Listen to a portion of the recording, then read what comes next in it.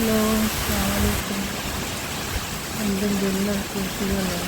എൻ്റെ വിശേഷം ഇത് ബുധനാഴ്ച എടുത്ത വീഡിയോ ആണ്. മുഹറം 10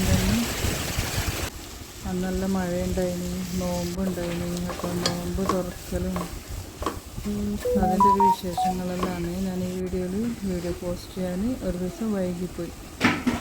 എല്ലാവരും ഒന്ന് കണ്ട് സപ്പോർട്ട് ചെയ്യണേ. ലൈക്കും ഷെയറും സബ്സ്ക്രൈബ് എല്ലാം ചെയ്തിട്ട്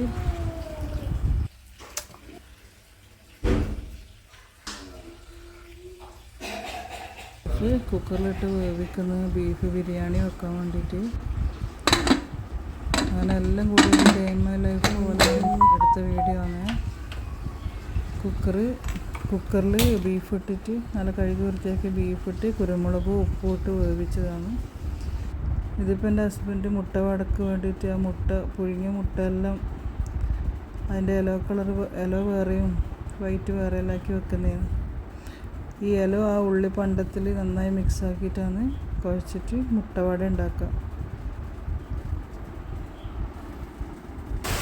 ആ മഞ്ഞളിലെ ഉള്ളിയിലേക്ക് കുഴച്ചതിന് ശേഷം ആ വെള്ളയിലേക്ക് അതിങ്ങനെ വെച്ച് ഉരുട്ടിയെടുത്ത് ഞാൻ മുമ്പ് ഇതിൻ്റെ മുട്ടവടൻ്റെ ഒരു വീഡിയോ ഇട്ടിനി, അത് കാണുന്ന എല്ലാവരും. അതിന് ഡെയിലി കുറച്ച് നേന്ത്രപ്പഴം കട്ട് ചെയ്തിട്ട് എണ്ണയിലിട്ടൊന്ന് വാട്ടിയെടുത്ത് പശു നെയ്യ് പുരട്ടി വെച്ച്. പശു നെയ്യ് പുരട്ടുന്നത് ഞാൻ ഇതിൽ വീഡിയോയിലില്ല, അങ്ങനെ ചെയ്ത് വെച്ച്. പിന്നെ അതെല്ലാം കഴിഞ്ഞപ്പോൾ മോള് പറഞ്ഞു ഞാൻ ബിരിയാണി വെക്കാമെന്ന്. അപ്പോൾ അങ്ങനെ മോള് ബിരിയാണി വെക്കുന്നതാണ്. ഇത് പാത്രം വെച്ച് നെയ്യ് ഒഴിച്ച് കുറച്ച് ഓയിൽ ഒഴിച്ചിട്ട് ബേ ലീഫും പട്ടയും ഏലക്കായിലിട്ടതിന് ശേഷം പച്ചമുളകും ഇഞ്ചി വെളുത്തുള്ളി എല്ലാം നന്നായി ചതച്ചതാണ് ഇട്ടത്. അത് നന്നായി മൂത്തതിന് ശേഷം ഉള്ളിയിട്ട്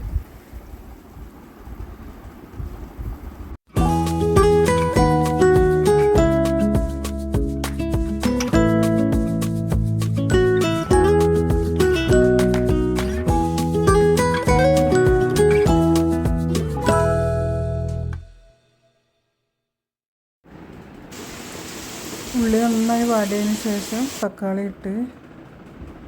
ഉള്ളി എല്ലാം നന്നായി വാടിയതിന് ശേഷം ബീഫ് ആ കുക്കറിൽ വേവിച്ച് വെച്ചത് ഇട്ട് അതിന് ശേഷം മല്ലിപ്പൊടിയും ഗരം മസാല പൊടിയും